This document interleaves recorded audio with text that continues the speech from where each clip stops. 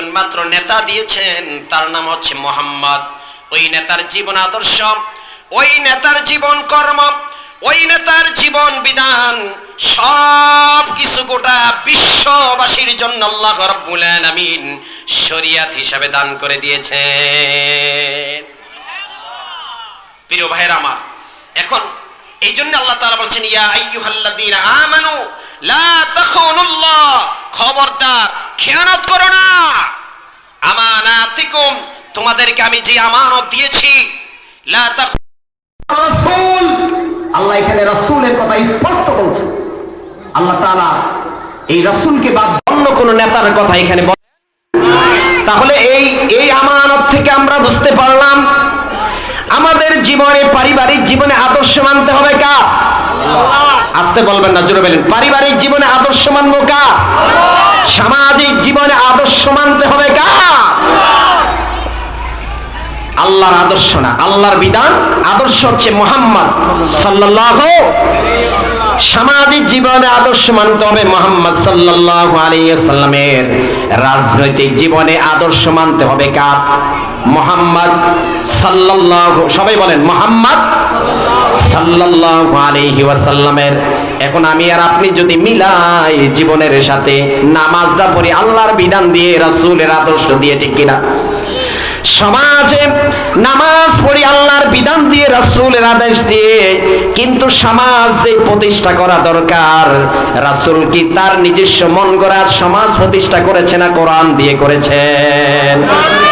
রাসূল তার নিজস্ব মন গড়া রাষ্ট্র পরিচালনা করেছেন না কোরআন দিয়ে রাষ্ট্র পরিচালনা করেছেন?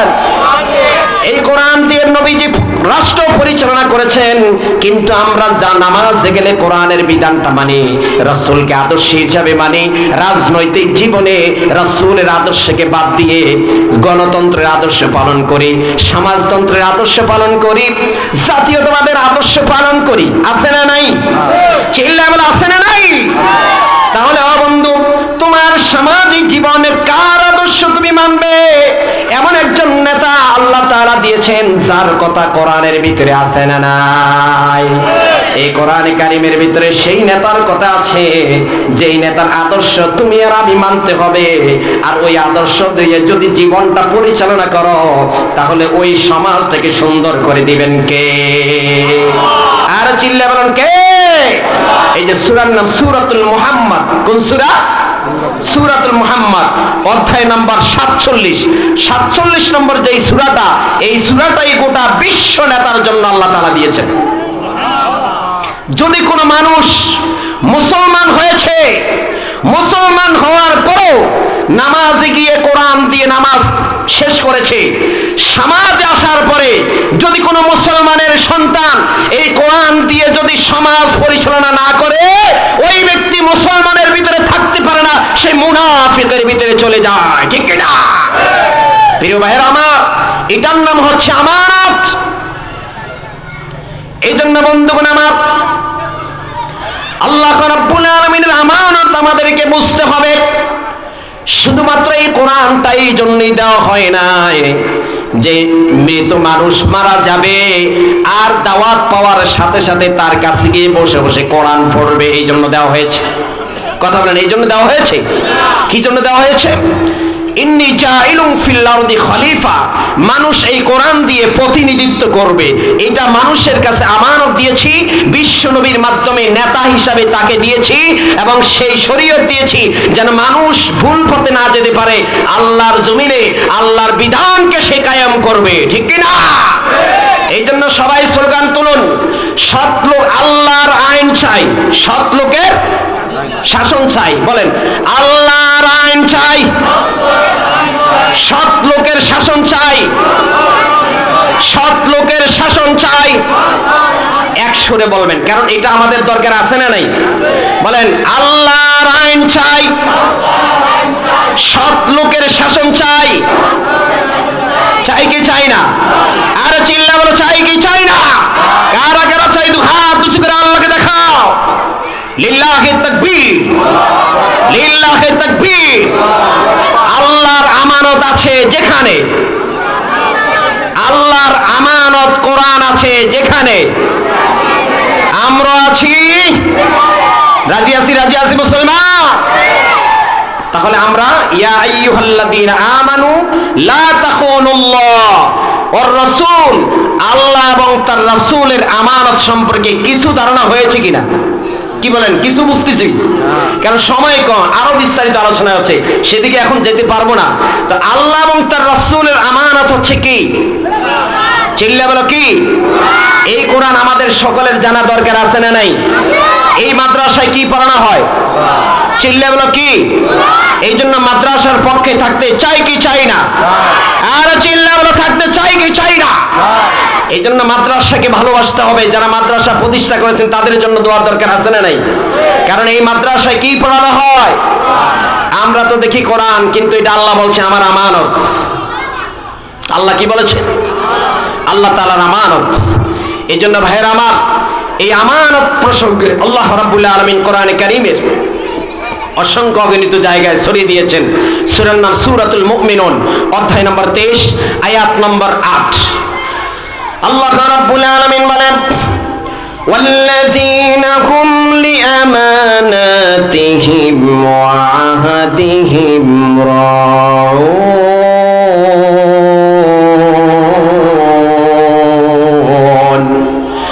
আল্লাহ পাক বলেন, যারা ঈমান এনেছে, ওয়াল্লাযীনা হুম লিআমানাতিহিম, যারা আমানত রক্ষা করেছে, আল্লাহ তাআলা তাদেরকে সর্বোচ্চ মাকাম দান করবে।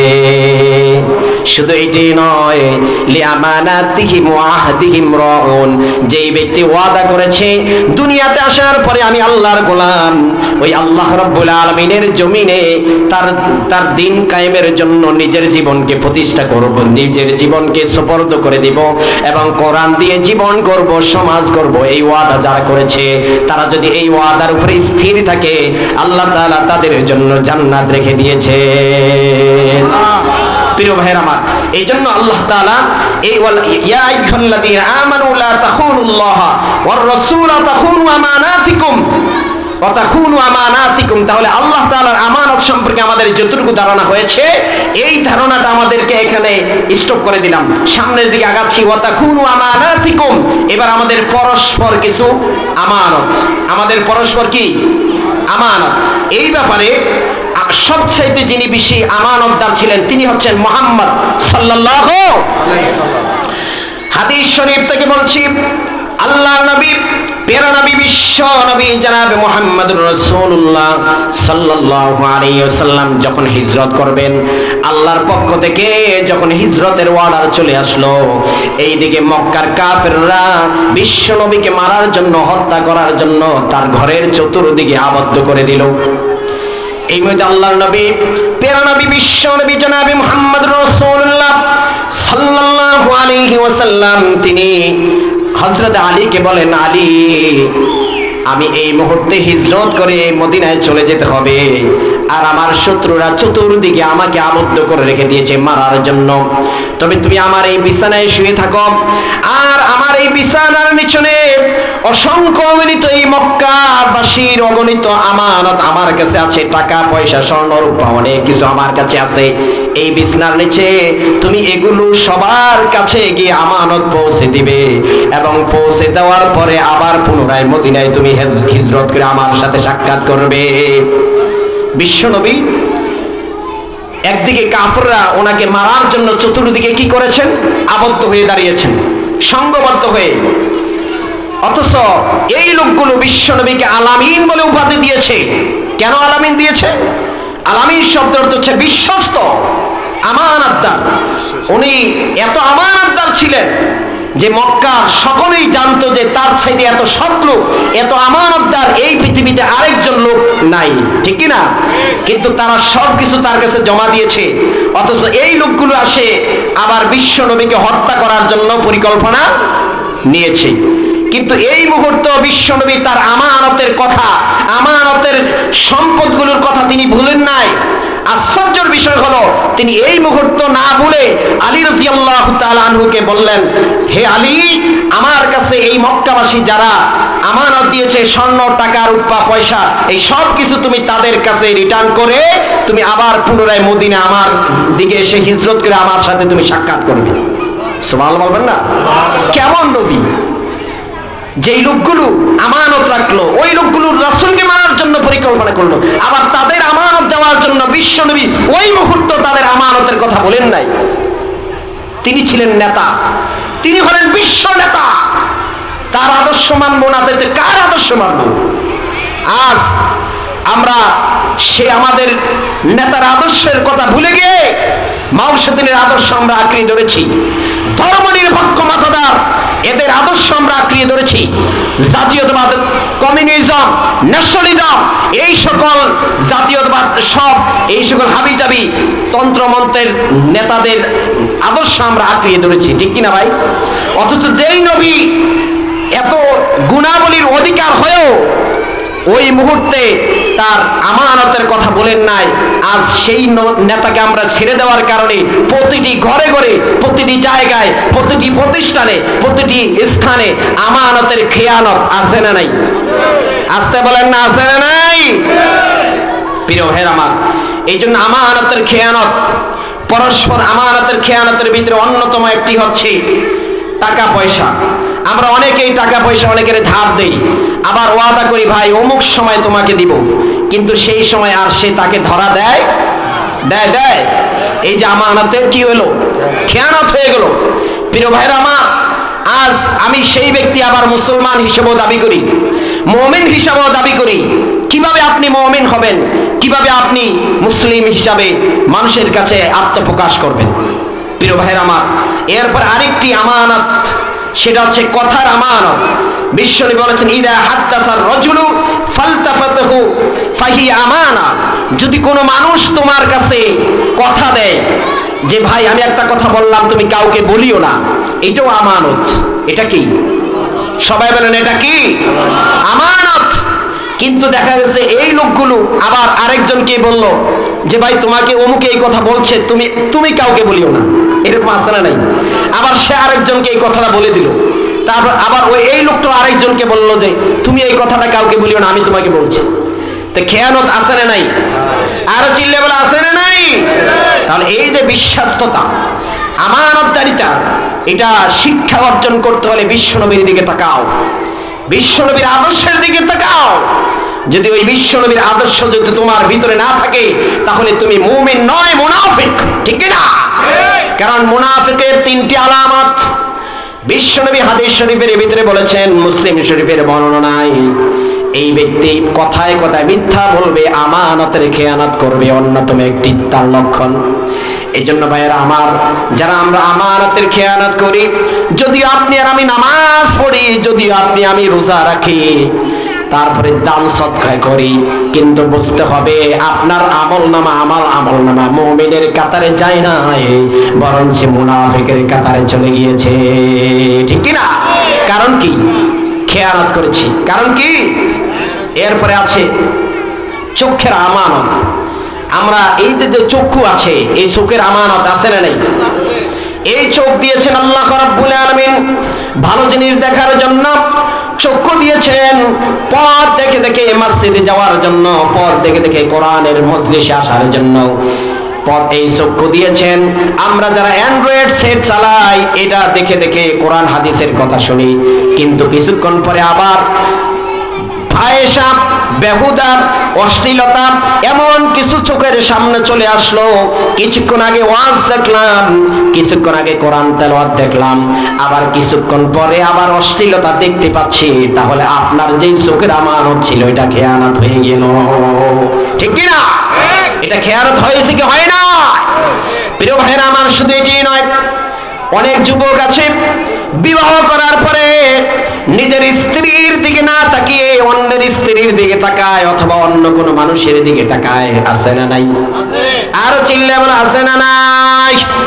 তাহলে বোঝা যায় আপনার জন্য, আপনি যদি আপনার স্ত্রীর দিকে তাকান, আপনার এই চোখের জন্য সব লিখে দিবেন আল্লাহ রাব্বুল আলামিন। কিন্তু আপনি আপনার স্ত্রীর দিকে না তাকিয়ে বেগানা আরেকজন নারীর দিকে তাকিয়েছেন, কিন্তু এই জন্য আপনার চোখের খেয়ানত আছে না নাই?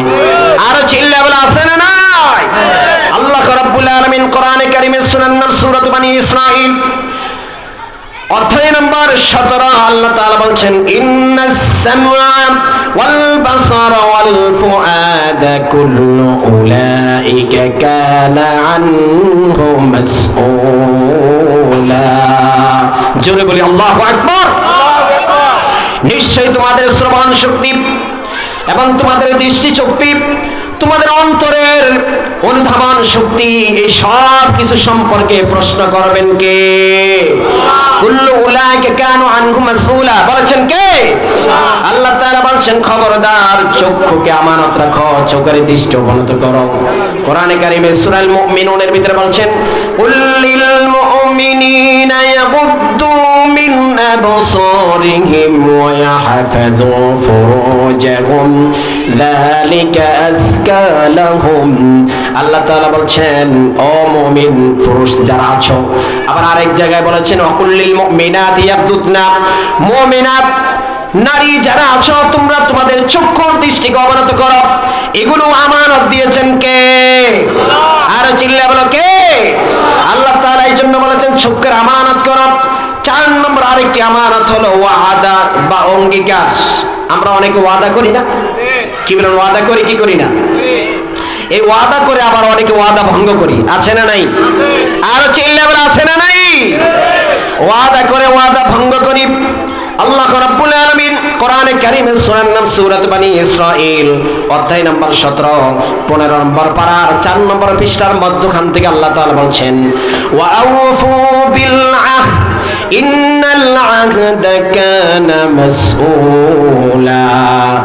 ও বান্দা তুমি তোমার ওয়াদা পূর্ণ করো, কেননা নিশ্চয়ই এই ওয়াদার জন্য কিয়ামতের দিন আল্লাহ তোমাকে প্রশ্ন করবে। কিয়ামতের দিন আল্লাহ তাআলা এই ওয়াদার জন্য তোমাকে প্রশ্ন করবে। তুমি যে অমুক ব্যক্তির সাথে ওয়াদা করেছিলে এই মাদ্রাসায় এটা দান করবে, অমুক মাদ্রাসায় সেটা দান করবে, এই ওয়াদা পূরণ করেছে কিনা এই সম্পর্কে প্রশ্ন করবে কে? আসতে বলবেন না, জোরে বলেন কে? আল্লাহ তাআলা এই ব্যাপারে প্রশ্ন করবেন। সাবধান, যে যতটুকু সাধ্য পরিমাণ পারবো ওয়াদা করব, ওয়াদা করে ওয়াদা পালন করার দরকার আছে না নাই? আল্লাহ রাব্বুল আলামিন এই জন্য বলছেন আমার মুমিন বান্দা যারা ওয়াল্লাযীনা হুম লিআমানাতিহিম ওয়া আহদিহিম রাউন, এরা সব সময় ওয়াদা পালন করে। আর যেই ব্যক্তি ওয়াদা পালন করলো ওই ব্যক্তি জান্নাত কামাই করলো। ওই ব্যক্তি কি? জান্নাত কামাই করলো। আর যেই ব্যক্তি খেয়ানত করলো ওই ব্যক্তি জাহান্নাম কামাই করে নিল। ওই ব্যক্তি কি করলো? জাহান্নাম কামাই করে নিল। এই জন্য যারা খেয়ানতকারী তাদেরকে পছন্দ করেন না কে? আর চিল্লা বলো কে?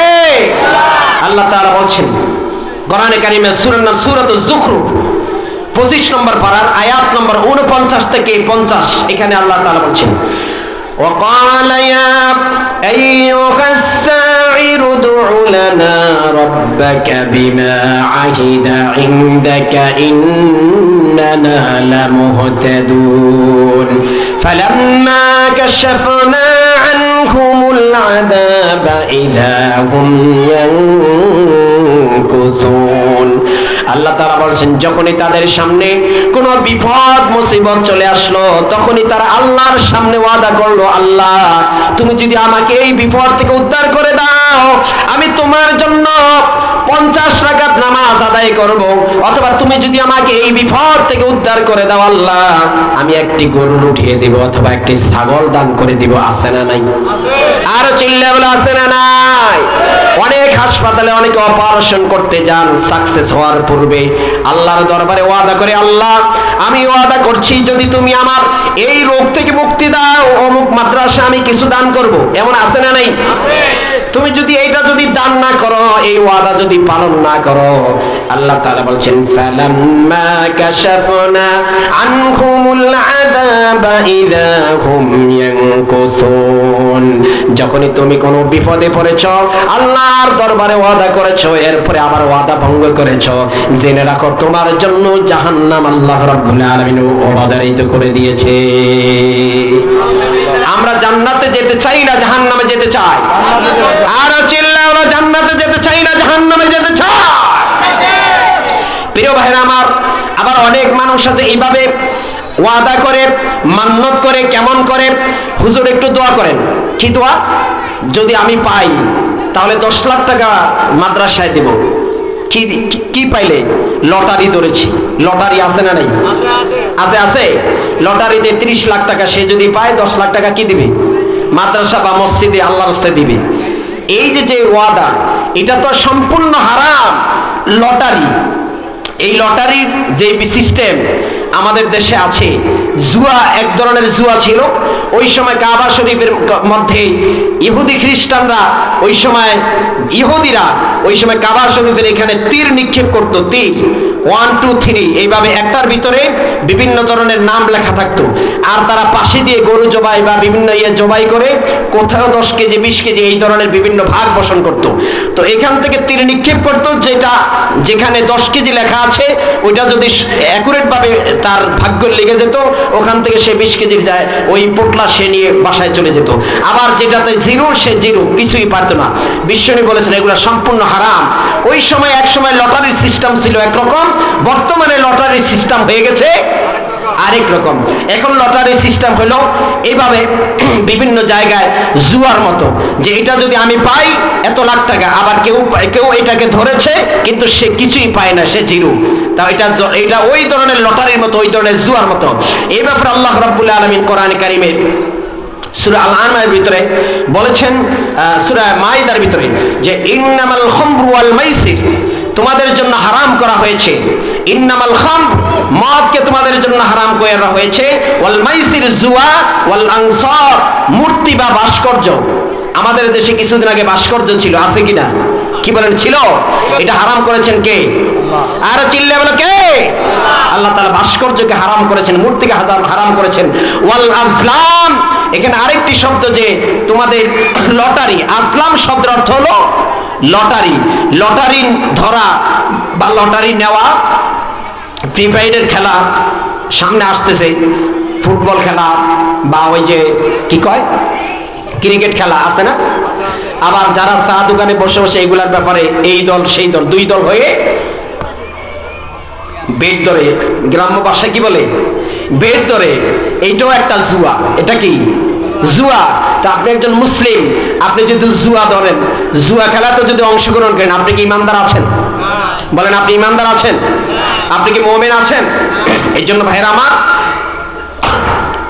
এই ওয়াদার ব্যাপারে আল্লাহ রাব্বুল আলামিন এইভাবে বলেছেন, খবরদার, যখনই তুমি কোনো ওয়াদা করবে যেটা ইসলাম স্বীকৃতি দেয়, ওই ওয়াদাটা তুমি পূর্ণাঙ্গ করবে। আরেক ধরনের ওয়াদা বান্দার পারস্পরিক, ওয়াতাকুনু আমানাতিকুম, এখানে বান্দার পারস্পরিকের মধ্যে আরেক ধরনের ওয়াদা আছে, সেটা হলো নাসিহা।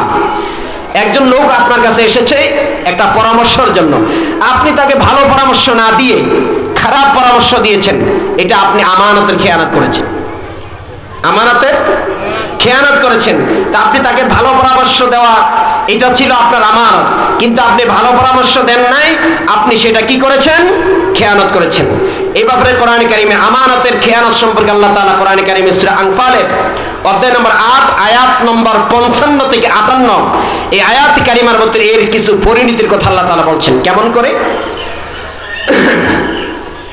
ইন্না শাররাদ দাওয়াবি ইনদাল্লাহিল্লাযীনা কাফারু ফাহুম লা ইউমিনুন, নিশ্চয় যারা ইন্না শাররাদ দাওয়াবি ইনদাল্লাহিল্লাযীনা কাফারু ফাহুম লা ইউমিনুন আল্লাযীনা আহাদতা মিনহুম সুম্মা ইয়ানকুদুনা আহদাহুম ফি কুল্লি মাররাতিন ওয়া হুম লা ইয়াত্তাকুন।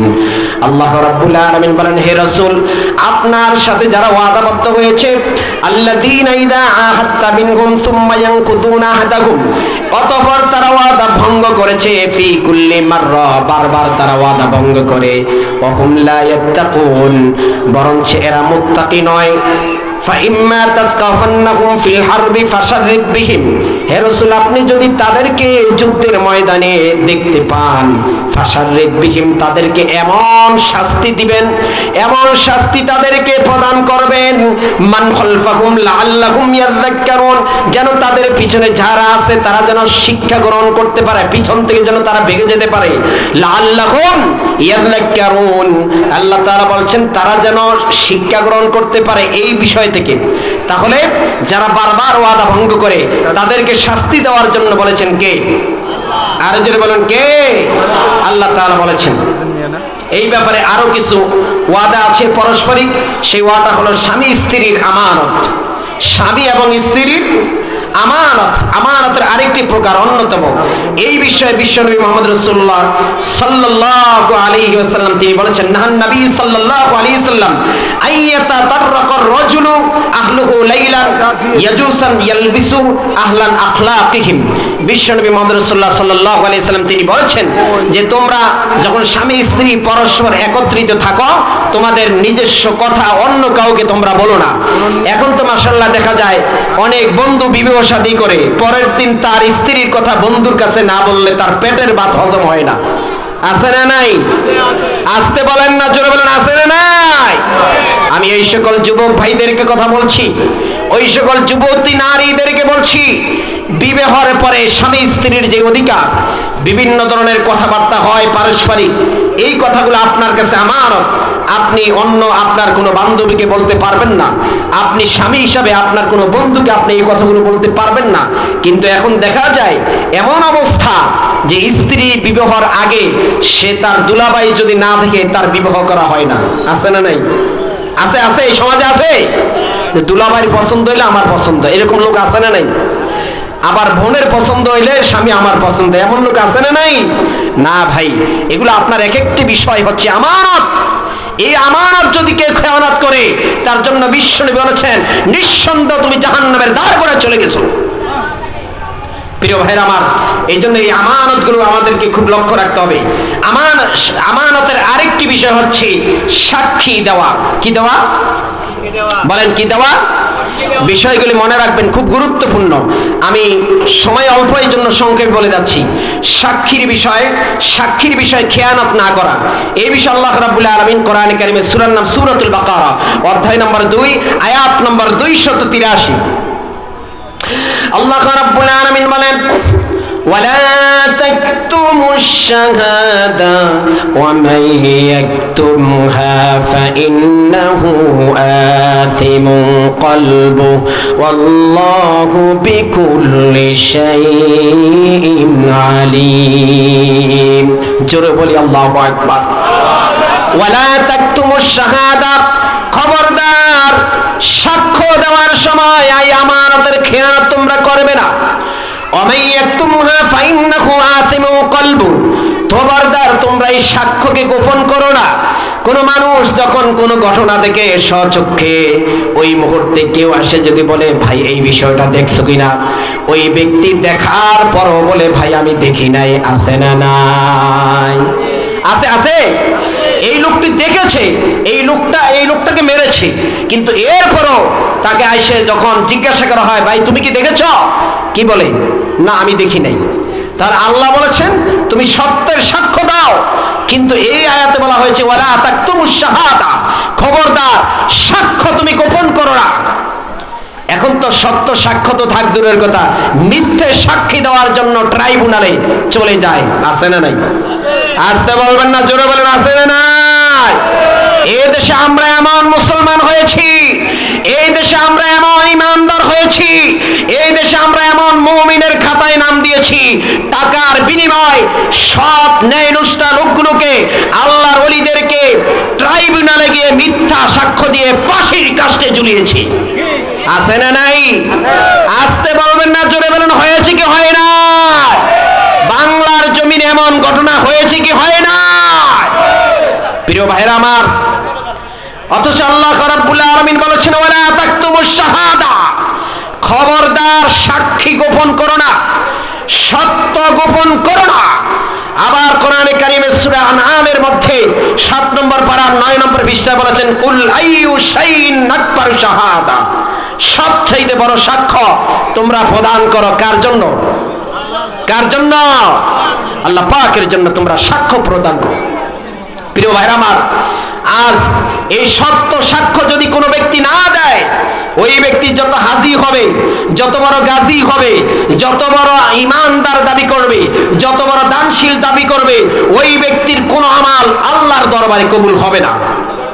বলেছেন মুহাম্মদ সাল্লাল্লাহু, কারণ ওয়ালা তাকতুমুশ শাহাদা ওয়া মান ইয়াকতুমহা ফাইন্নাহু আতিমুন কলবু, আল্লাহ তাআলা বলছেন ওই ব্যক্তির অন্তরে রোগে ধরেছে, বিমার হয়েছে, ফাইন্নাহু আতিমুন কলবু, তার অন্তরের ভিতরে গুনাহ, তার অন্তরের ভিতরে কুচক্র ঢেলে দিয়েছে, এই জন্য সেই ব্যক্তি সত্য সাক্ষ্যকে গোপন করেছে।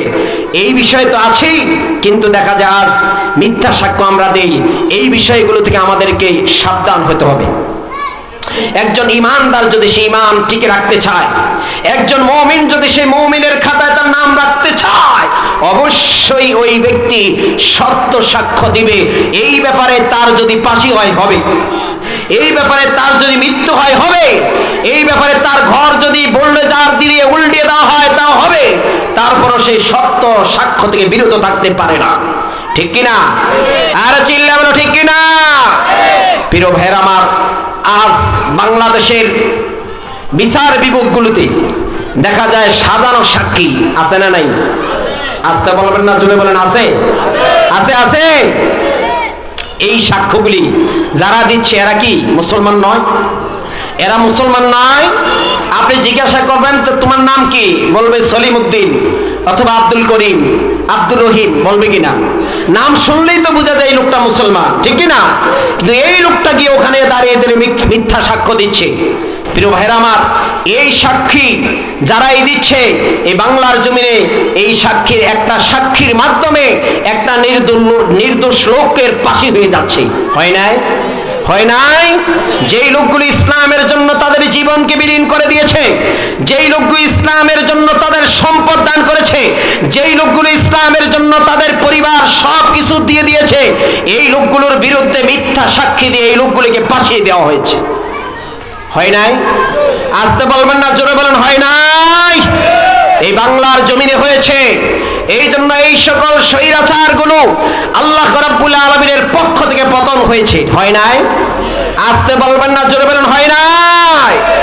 প্রিয় ভাইরা আমার, এই জন্য সত্য সাক্ষী দেওয়া দরকার আছে না নাই? প্রিয় বন্ধুগণ আমার, এই জন্য আমরা সবাই সত্য সাক্ষী দিব এবং সাক্ষীকে গোপন করব না এবং মিথ্যা সাক্ষী দিব না, যদি সত্যিকার ইমানদার আমি হতে চাই। আরেকটি হচ্ছে আমালুল খিয়ানা, আরেকটি আমানতের ভিতরে আমালুল খিয়ানা, আমানাতুল আমল।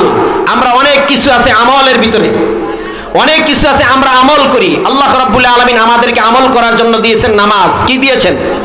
আমরা ফরজের নামাজ, ফরজ কয় রাকাত? 2 রাকাত। জোহরের নামাজ ফরজ কয় রাকাত? 4 রাকাত। আমরা এই যে আল্লাহ তাআলা যে আমল দিয়েছেন আমরা এই আমলগুলো করি। কিন্তু এই যে মানুষ মারার পরে আপনি খাওয়ান, কোনো সমস্যা নাই, নির্দিষ্ট করে 3 দিনে খাওয়াইতে হবে, 40-এ খাওয়াইতে হবে, এই ধরনের আমল কি বিশ্বনবীর চরিত্রে আছে কিনা আমরা এটা দেখার দরকার আছে না নাই? এই ধরনের কোন আমল বিশ্বনবীর চরিত্রে ছিল না, কিন্তু আমরা এগুলো এখন পালন করি। এই যে বিশ্বনবীর চরিত্রে যে আমল ছিল না, এটা যদি আমরা করি তাহলে বুঝতে হবে আমি আমলের খেয়ানত করেছি। আমলের কি করেছি? খেয়ানত করেছি। আমাদের অনেক ভাই আছে, হুজুর আমার বাবা মারা গিয়েছে, একটু দুরুদে হাজারি আমার বাবার কবরে লিখে দেন, আছে না নাই? এই যে দুরুদে হাজারি লিখে দেন, এই ধরনের কোন হাদিস, কোরআন হাদিস, সহিহ মুসলিম, বুখারী, এই ধরনের কোন ইয়াতে এই ধরনের কথা নাই। যদি লোকটা যদি দুনিয়াতে ভালো আমল করে থাকে তার কবরে ভালো আমল কিছু হবে, যদি সে খারাপ করে থাকে আপনি হাজারিকে আরো কিছু লিখলেও কি সেখানে হবে? প্রিয় ভাইরা আমার, এই জন্য আমাদের এই আমালুল খিয়ানা এটা থেকে আমাদেরকে বাঁচতে হবে। প্রিয় বন্ধুগণ আমার, মানুষ যখন মারা যায় ওর 4টি বিষয় অবশিষ্ট থাকে তার সম্পদ থেকে। ইদা মাতাল ইনসানু তাতাআল্লাকা ইয়াতাফাররাকু বিহিল মাইয়িত বিহুকুকিল আরবা। বিশ্বনবী বলেছেন মানুষ মারা গেলে 4টি বিষয়, তার কাফন দাফন 1 নম্বর, 2 নম্বর হচ্ছে তার ঋণ পরিশোধ করা, 3 নম্বর হচ্ছে তার ওসিয়ত পূর্ণ করা, 4 নম্বর হচ্ছে তার সম্পদ থেকে ওয়ারিসদেরকে বন্টন করে দেওয়া। কিন্তু আমরা এটা না করে বিভিন্ন ধরনের অনুষ্ঠান করি, আছে না নাই? আগে এই বিষয়গুলো পালন করবেন। তারপরে হচ্ছে আরেকটি হচ্ছে খিয়ানাতুন নাফস, আমানতের আরেকটি খেয়ানত করে থাকি, খিয়ানাতুন নাফস। অন্তর দিয়েছে আল্লাহ রাব্বুল আলামিন কোরআন বুঝার জন্য। এখন আমি কোরআন না বুঝে আমি বুঝতেছি এখন গানের অনুধাবন, কোরআন না বুঝে আমি আমার নেতার বিভিন্ন ধরনের কথাগুলো বুঝার চেষ্টা করতেছি, ইসলাম না বুঝে আমরা বিভিন্ন ধরনের তন্ত্র মন্ত্র বুঝার চেষ্টা করতেছি, করি কিনা? কথা বলেন, করে কিনা? এই জন্য খিয়ানাতুন নাফসি আরেকটা আমানতের খিয়ানত। আরেকটা হচ্ছে খিয়ানাতুল ইলম। এই আমাদের যাদেরকে এলেম দেওয়া হয়েছে, যেই সকল আলেমগুলোকে এলেম দেওয়া হয়েছে, এই ব্যাপারে কোরআনে কারিমের সূরার নাম সূরাতুল বাকারা, অধ্যায় নম্বর 3, আয়াত নম্বর 187। আল্লাহ তাআলা বলছেন, وَإِذْ أَخَذَ اللَّهُ مِيثَاقَ الَّذِينَ أُوتُوا الْكِتَابَ لَتُبَيِّنُنَّهُ لِلنَّاسِ وَلَا تَكْتُمُونَهُ। আল্লাহ তাআলা যাদেরকে কিতাবের জ্ঞান দিয়েছেন, এই লোকগুলোর দায়িত্ব হলো সুস্পষ্টভাবে মানুষের সামনে কথা বলা, সুবিধা অনুযায়ী মানুষের সামনে বর্ণনা করবে না, ওয়ালা তাকতুমুনা, এবং তারা কোনো কিছু গোপন করবে না। ফানাবাদুহু ওয়া দুহুরিহিম, এদের ভিতরে এক শ্রেণীর লোক আছে যারা সত্যকে গোপন করে, কোরআন হাদিসকে পিছনে ফেলে দিয়ে তাদের সুবিধা গ্রহণ করে, আছে না নাই? ওয়াশতারাউ বিহি তামানান কলিলা, এই লোকগুলো দুনিয়ার মধ্যে এই কোরআনকে সামান্য মূল্যের, সামান্য টাকা পয়সার বিনিময়ে বিক্রি করে দিয়েছে। মূল কথাটা না বলে সে গোপন করে রেখে দিয়েছে, মানুষকে খুশি করেছে, সর্বজনীন খুশি।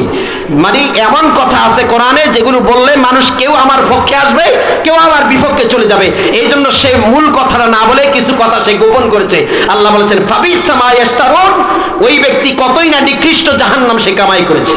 এই জন্য ভাইরা আমার, এই আমানতের খেয়ানত আমাদের সকলকে আল্লাহ তাআলা এই আমানত রক্ষা করার তৌফিক দান করুন, বলুন আমিন।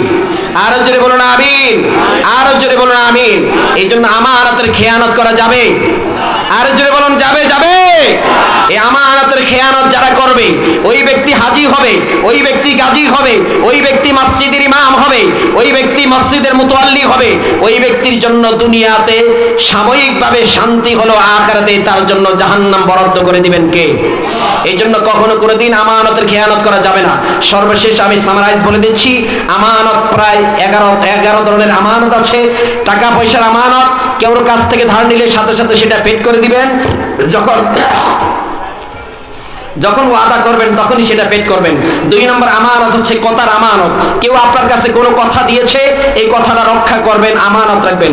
3 নম্বর হচ্ছে চোখের আমানত, চোখের আমানতের খেয়ানত করবেন না। 4 নম্বর হচ্ছে আমানাতুল আহদি, ওয়াদা করেছেন, ওয়াদা রক্ষা করার জন্য চেষ্টা করবেন। 5 নম্বর হচ্ছে আমানাতুন নসিহা, এই নসিহা, ভালো উপদেশ কেউ চেয়েছে, আপনি তাকে ভালো উপদেশ দিবেন, খারাপ উপদেশ দিবেন না। 6 নম্বর হচ্ছে স্বামী স্ত্রীর যে আমানত, এটা আপনি রক্ষা করবেন, খেয়ানত করবেন না। 7 নম্বর সাক্ষীর আমানত, যে সাক্ষী দেওয়ার জন্য বলা হয়েছে সত্য কথা, এই সাক্ষীর আমানত আপনি আমানত রাখবেন, খেয়ানত করবেন না। 8 নম্বর হচ্ছে আমল, আল্লাহ তাআলা যেভাবে আমল করার কথা বলা হয়েছে এইভাবে আমল করবেন। 9 নম্বর হচ্ছে খিয়ানাতুন নাফস, আপনার অন্তরে যা অনুধাবন করা, কোরআন সুন্নাহ অনুধাবন করা, সেটা অনুধাবন করবেন, এইভাবে রাম বামের পক্ষে যায় তাদের কথা শুনবেন না। 10 নম্বর হচ্ছে আমানাতুল ইলম, আপনাকে যে ইলম দেওয়া হয়েছে এটা স্পষ্ট আকারে বলে দিবেন। 11 নম্বর হচ্ছে আমানাতুল কোরআন, এই কোরআনের সবচেয়ে শ্রেষ্ঠ আমানত হচ্ছে কোরআন। এই কোরআন দিয়ে জীবন গড়বেন, ব্যক্তি জীবন, সামাজিক জীবন, পারিবারিক জীবন, রাষ্ট্রীয় জীবন, রাজনৈতিক, সব অর্থনৈতিক, সব জায়গায় কোরআন দিয়ে জীবনকে প্রতিষ্ঠা করবেন। আল্লাহ তাআলা আমাদের আমলকে এই আলোচনাকে আমল করার তৌফিক দান করুন, বলুন আমিন। আরো জোরে বলুন আমিন। সর্বশেষ 12 নম্বর আমানত হলো দেশকে রক্ষা করা, এটাও মানুষের জন্য সর্বশেষ আমানত। এই আমানত 12 নম্বর যে আমানতটা, আগামী সময় আসতেছে, আমরা আমাদের যে ভোট আমানত আছে, আমরা কোরআনের পক্ষে ভোট দিয়ে দেশকে আল্লাহ রাব্বুল আলামিনের হুকুম অনুযায়ী রক্ষা করব। আল্লাহ তাআলা আমাদের এই আমানতকে কবুল করুন, বলুন আমিন। যতটুকু আলোচনা করেছি কোরআন সুন্নাহ থেকে আলোচনা করার জন্য চেষ্টা